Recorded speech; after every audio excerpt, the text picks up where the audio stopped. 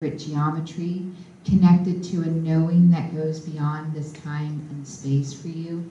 And also because there is a voice, my voice at this moment, that you begin to recognize that there's only one voice, and all the other voices outside of yourself are here to connect you to that deep, still voice within yourself that's connected and creates for you exactly what you need to hear from those outside yourself, exactly what you need to hear in order to continue the dance that you began when everything began. And so if we can take a moment and just place our hands on our hearts, and we can really, really drop into this moment fully, calling in all of our cells, all of our selves,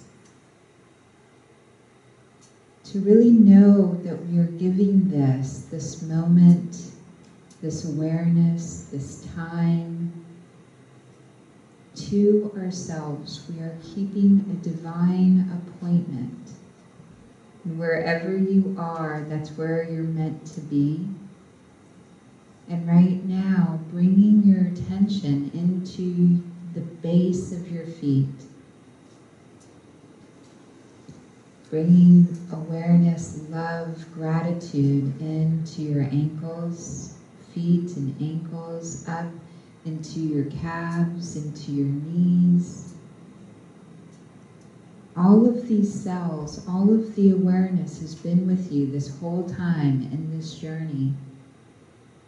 We're allowing it to fully become present and available for whatever may be present for you here in this divine appointment, up through your legs, into your hips. Just let your awareness, let your gratitude, let your love, let your attention, let your thoughts, let all of it be with you.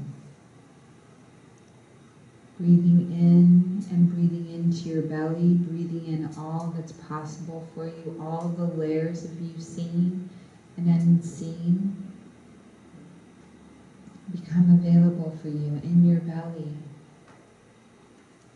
into and around your lower back, moving up through your back, up through your belly, into your diaphragm, into your chest. Breathing in deeply, allow yourself to know and release your hands if you need to from your heart, to really be comfortable and to feel all of you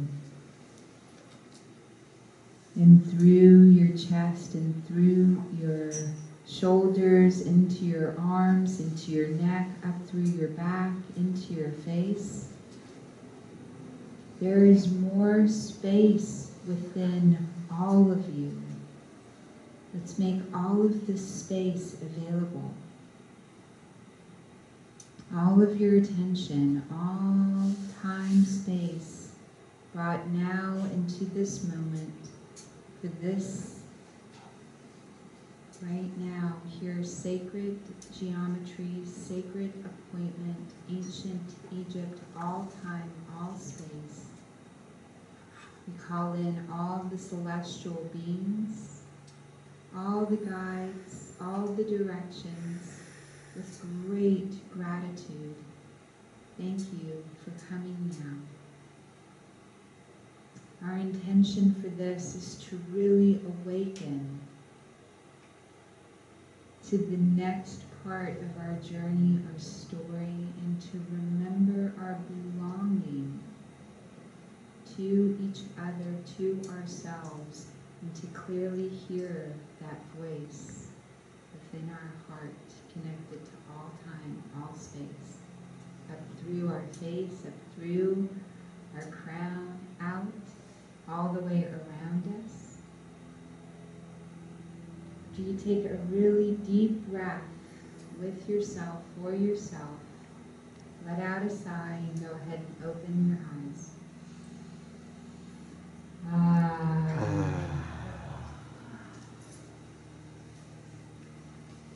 And again, there is a beautiful sign-in sheet. As many people as we can read, we will read. And they'll be read based on that sign-in sheet. I'd love to introduce my husband. This is Greg Larson. Hi. My name is Dr. Sarah Larson, and I do this because I fully know oneness. And I realize we are extensions of each other. I also fully understand how, for myself, every time I give, love, serve, connect with another, it amplifies what's possible for each of us, all of us. The more that I am myself, the more it's possible for you to be you. The more you are you, the more it's possible for each person forward. And so I love this particular topic, ancient Egypt, sacred geometry. I love reading. I love sharing parts of your journey back to yourself through a different lens. Who's had a reading with me before? Marta was there at the very beginning when I first started this in Redondo Beach. And what was that like? Amazing, because we didn't know each other, and then we were right on point about learning where I was in life, and at that point I was at the end of a long-term marriage, and you were there to provide unconditional love and guidance, teaching. When the student is ready, the teacher comes, and I was so ready. Thank you. I really just want you to take, it was a 5-minute reading that we did there that really opened up a new possibility. And so I really want you to take advantage of that while I'm here. We've got the PowerPoint. I would love, right, oh, you're gonna run it for me. Thank you, love. Yes, awesome. So let me tell you a little bit about this picture right here. This is Isis, that's me. Woo. We can go to the next one.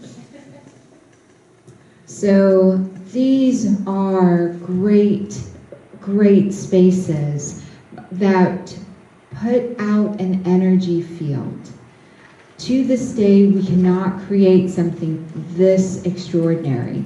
And there is a study being done where we're measuring energy coming through our world from these beautiful sacred temples, places. The Great Pyramid of Egypt in particular has more stones than any other building on the planet. Yesterday, there was found another region within it, another chamber. And the science and the energy and the experience is beyond what I can share in words. It's something that you experience. And I brought back things that have been in the chambers with me. I've brought back oils. We work with a 5th generation shaman in Egypt, and this is grounding oil. This is amber cashmere. So it roots your energy in. This is some of what we're going to experience. You're going to hold things that were in the chambers. You're going to experience some of the oils that went in and ground you. We went into these amazing ceremonies. Who's down for experiential? Awesome, awesome. I'm so glad. There is no place on earth like the Great Pyramids. They did find pyramids in Bosnia. There are pyramids all over the world. They're finding these, and they're measuring energy coming off of them, they're now measuring what's happening to our body. And this time we are taking Dawn Estes, who's a 30 years sacred sound. We're going to take his sounds into the chambers with us as well. Maybe we can go to the next. So this is what we're working on today. The ancient Egypt, the sacred temples, celestial beings. What do celestial beings mean to you? Right, it's an amazing experience. We ourselves are made of the material. These are all of the elements known to exist, and I could put it up on a slide, but everything that you've ever touched or experienced, every part of them goes back to the beginning. Your bones, the minerals in your blood go back to everything on here. Everything on here goes back to celestial beings. Everything on here also shows how everything's organized. It builds one on top of the other. I'm going to say that another way. The more you recognize and become one thing, and you do that well, and you repeat it over and over and over again, the more you can do with it. Everything is created out of these base elements. These base elements are organized in such a manner that they are made of the same elements, the same but positioned differently. Most of it is space, 99.9999999% space. The tiniest little bit of matter, and that matter, who's familiar with this conversation? Awesome. The reason that I love starting with this is if we go back and we're having the experience with ourselves, there's only one you, there's only one heart within you, there's only one node within your heart that electrifies and pumps and magnifies everything that circulates in your body. It's one tiny little SA node, one part, electricity, and your heart does all of this amazing stuff with it. And the fibers, we now know through a Korean study, a South Korean study, all of traditional Chinese medicine, all of the meridian points have now been defined. They show what we couldn't show before. Baby, go ahead to the next slide. And so, yay. I like being mobile. Everything is energy, and that's all there is to it. Match the frequency of the reality you want, and you cannot help but get that reality.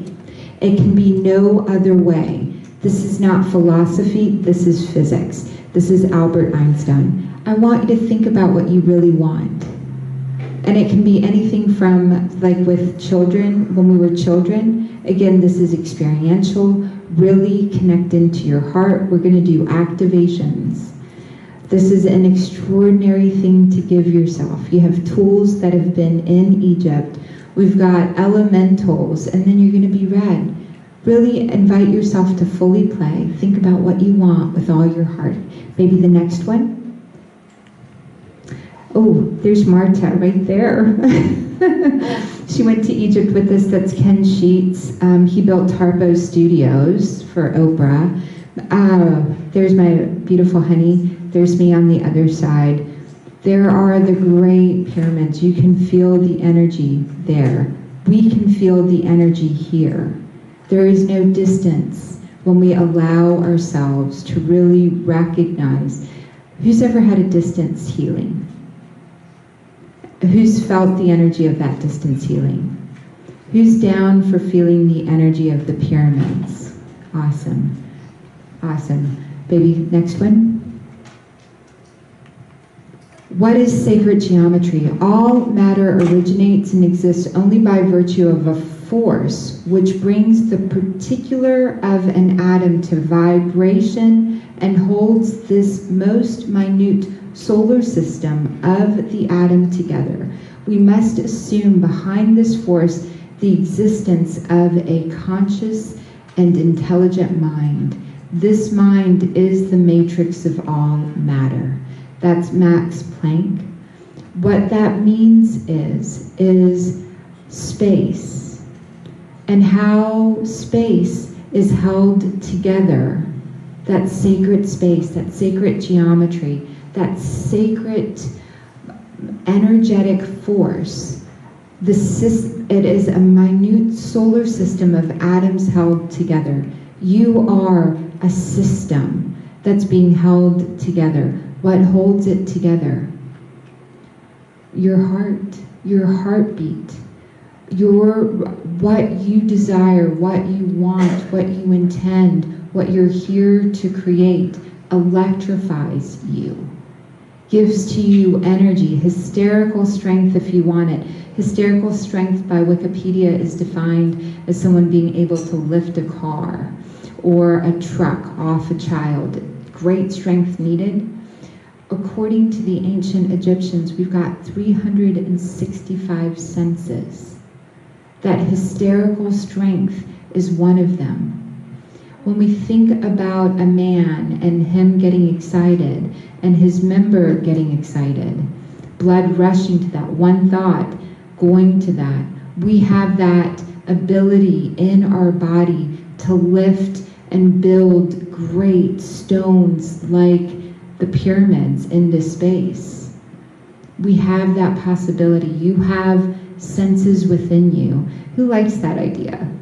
Awesome. Yay. Awesome. Maybe next. Sacred geometry involves sacred and universal patterns used in the design of everything in our reality. These patterns are seen in nature, architect, and sacred art. The basic belief is that geometry and mathematical ratio, harmonics, and proportions are also found in music, light, and cosmology. What this means fully is you can't get it wrong.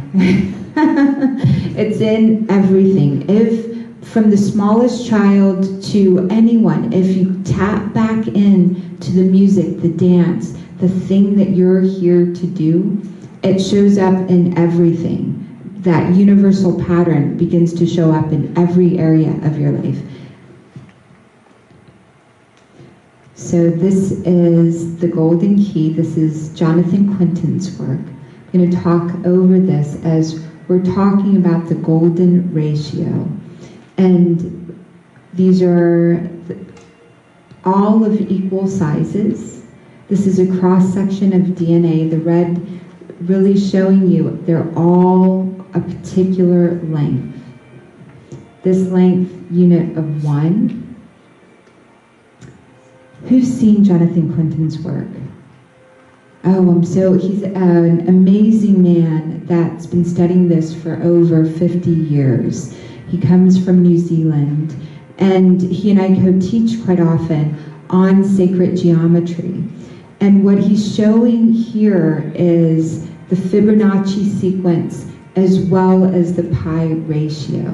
When everything is a fraction of each other, in the tiniest unit of anything, the greatest amount can show up. Get through this a little bit.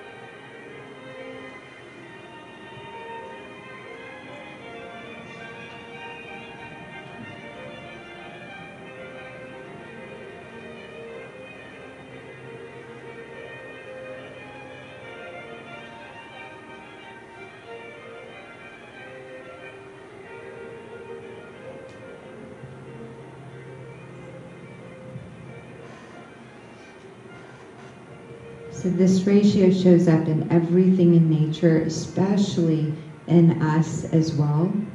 So this is Leonardo da Vinci studied this, and your body is proportioned exactly to the same ratio, 1.618.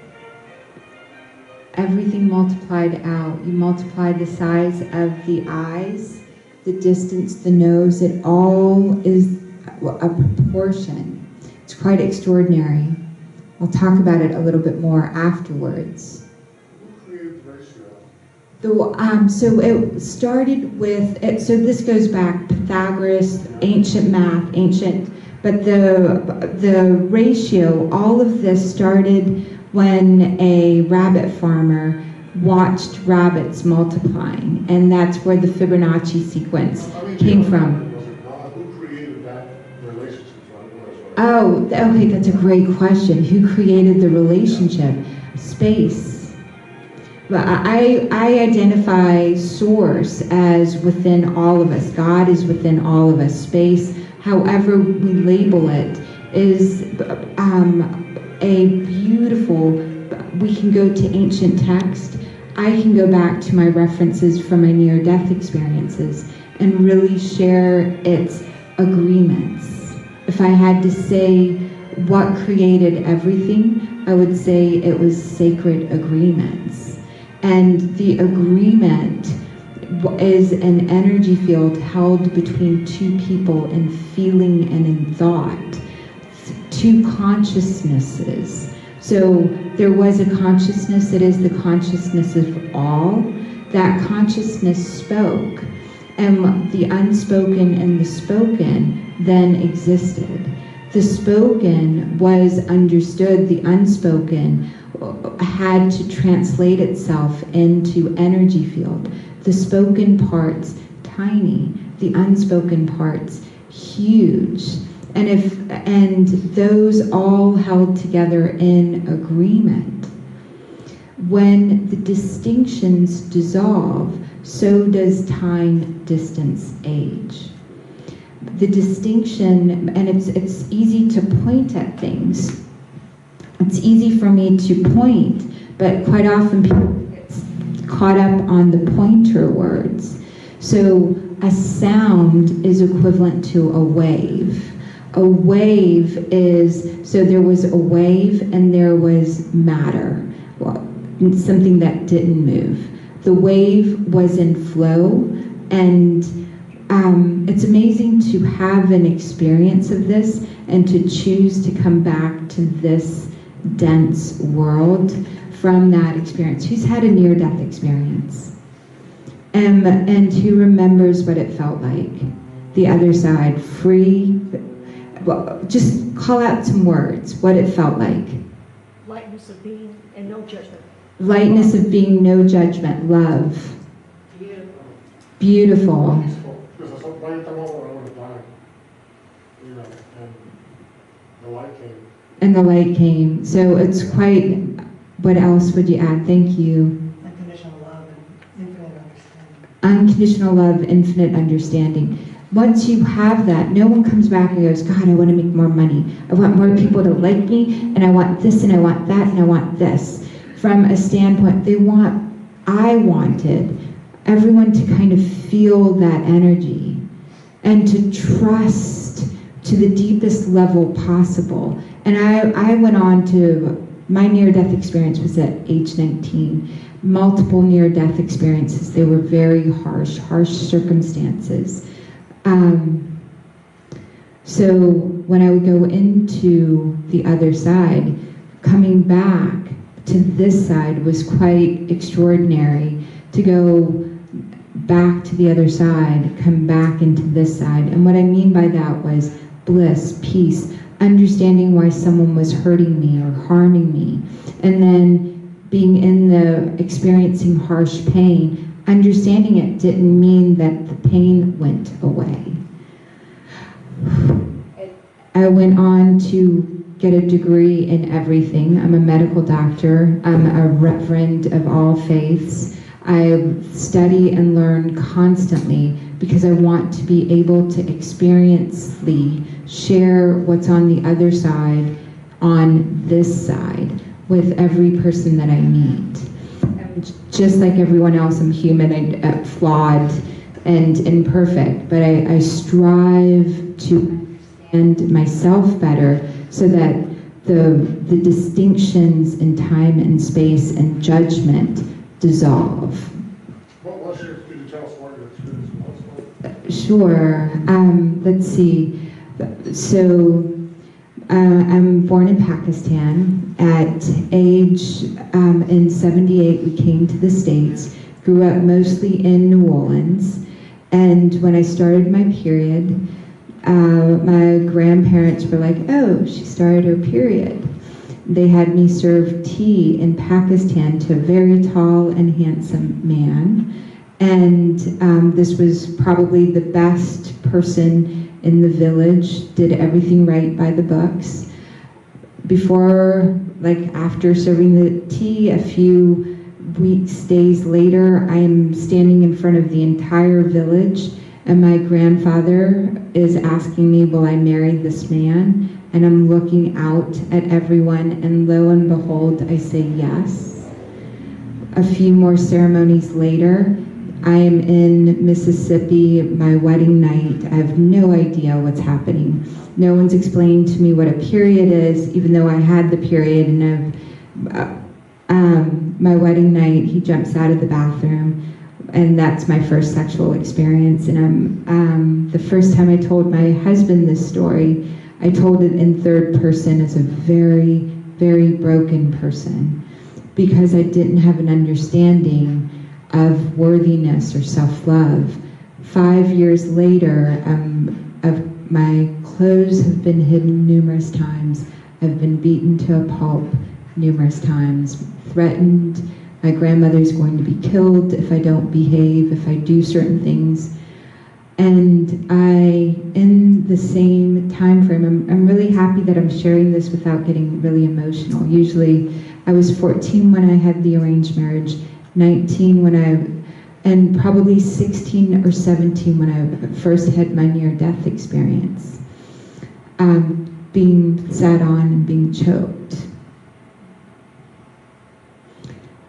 And knowing that I had chosen that in the first near-death, knowing it was so, thank you for the energy, thank you for I'm grateful. I am one of many women that this happens to. 2/3 of the women this happens to on the planet.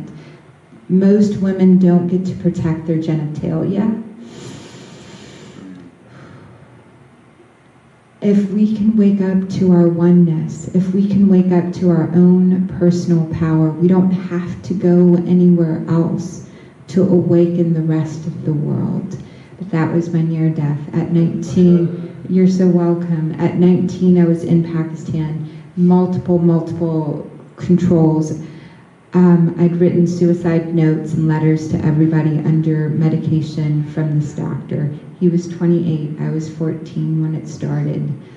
The last thing he wanted was to have a rebellious wife. He did everything by the books. And it took a long time for me to, even though I got it in the other world, I was never mad at him. I was mad at my parents to some degree, my grandparents, for putting me in that situation. I did make sure that no one else in my family had an arranged marriage. Every girl since then has been 18 or older. My grandmother was 12, my mother was 13. Every period that started, my mom was chosen by my dad when she was 11 months old and he was 10 years old.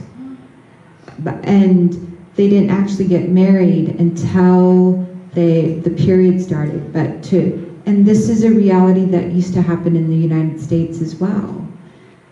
100 years ago, arranged marriages, young girls getting married, multiple children. I could so teach about this. What I really want for you to receive is you. I really want you to know your own superpowers and your own super abilities. And I've healed from this in such a beautiful manner. And I actually thank God for it every time it comes up, because I wouldn't be here without it, without going through those harsh experiences. And it took me a long time to open up my throat and to be able to speak.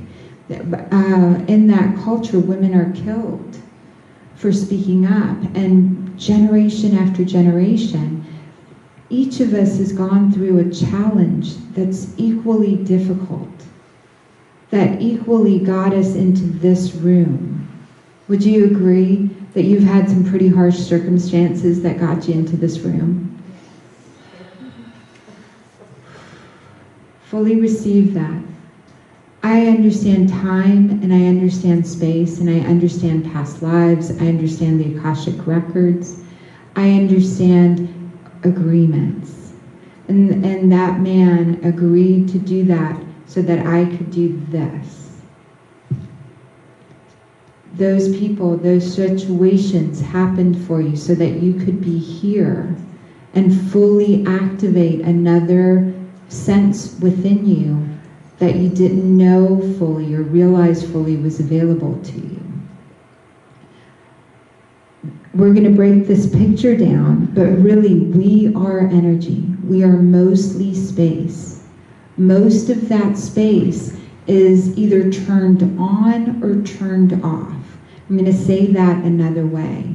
The more your beliefs can turn on your own personal power, your healing, or they can turn them off. And most of your beliefs you don't know. You don't know. Most of your beliefs have been programmed into you before you had language. And because you didn't have language, you just have a feeling or a sensation around them, but no actual command or control of those beliefs until you put them into words. Who can relate to this? Awesome. So we're going to go through what the pineal gland is. You can see right there, thoughts construct, heart, transmission of reality, emotions. Then you see right below it some of our DNA. And that's like the work of Dr. Bruce Lipton that shows up there, the work up there, Greg Braden, so beautifully, these archaeologists, these doctors, these scientists that are bringing all of this information. Heart math is in the middle. Feeling what you feel, what you believe wholeheartedly creates a toroidal field around you. So most of my life, until I met my husband, I walked around a damaged Pakistani woman. And so every room I entered, someone would say, "Where were you born?" And I'm like, oh God, I have to say that word. I have to go through that. I was born in Pakistan, and shame would wash over me. When I finally accepted and loved that I was born in Pakistan, no one asks. Because it was no longer creating a disturbance in my field. Whatever is creating a disturbance from your heart will magnetize the exact conversations, the exact words from the outside in order for you to wrap words around it. Everything either informs you or affects you. If it affects you, there's something with it within your heart. If every time images of Egypt came up and it affects you in some way, you've got some work, some energy, something there. If you get goosebumps around a particular person, there's something there. So that's the toroidal. Feelings of your heart affects your consciousness. When I started learning about the heart and med school, the stethoscope, listening to all the sounds, it was quite extraordinary. I could sometimes sense when I felt relaxed what would happen to another person's heart. And I didn't know at that moment about energy and healing, the work that I do now. But people would heal themselves of cancers. Their heart rhythms would heal. And it would come from the space of, oh, I just want them to heal. I know they can heal. I can hear their heart, and the adjustment happen. Again, you don't need permission outside yourself, but someone with a white lab coat come over you and say, oh my God, you've got this, and you've got this much time to live. I have a question in terms of knowing when it's something within you versus it's something you feel and it's somebody else's, either good or bad, or emotions and things like that. How do we distinguish, or how can we? So that's a great question. How do we distinguish whether something's affecting you from the inside or from the outside? So your body is a great pendulum. It's a great meter for everything around you. Your body, Heart Math Institute says at least 3 minutes. Institute of Noetic Sciences, you can know up to 3 days what's happening to you based on being able to tune into your heart. You have that psychic ability to know what's going to happen throughout time and space, the possibility of it.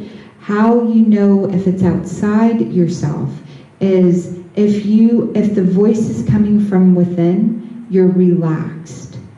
Your body relaxes. If the information is connected to source, it's like a soft, quiet breath. It's like an when you hear your beloved sort of sigh. It feels like that.